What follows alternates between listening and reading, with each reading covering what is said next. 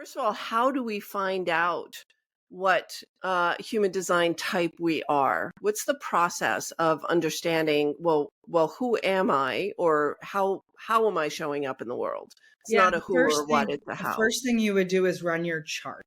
So all you need to know is your time of birth, date of birth, and location of birth. And I would say you can run your chart in multiple places, and you can run your chart for free. You do not need to pay. So anybody that's charging to run a chart, go find that you can go get a free one. It will give you the same thing. Now, there are charts that have more depth in them depending on where you want to go. But to get the foundational aspects of what you need to first understand your chart, you can get that free anywhere. You can get that from me. You can get that from any other resource. What I would say is the first step is to get your chart.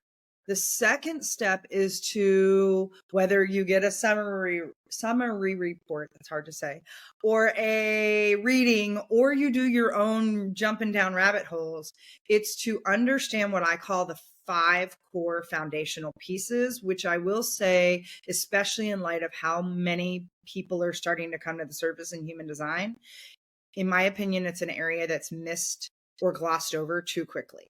People want to get into what they think is sexy in the chart, which is all the nuances and all the like flavors and all that. And none of that matters if you don't understand what alignment looks like on the most foundational level for you to understand your own innate wiring. And when I say the core 5, I mean your type.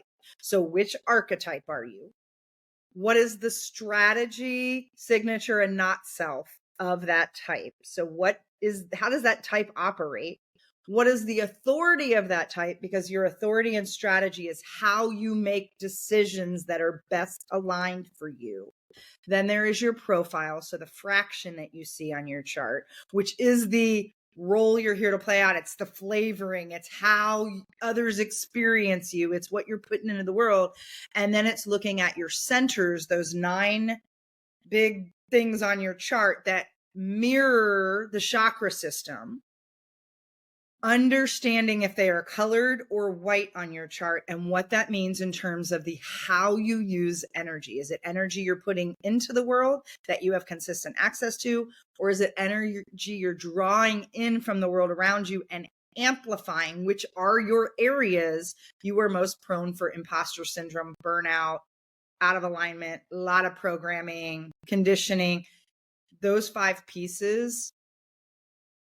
If you really want to understand your wiring, take some time for you to understand. And I would say I see too many people bypassing that because it's not as sexy as the rest of what's in the chart.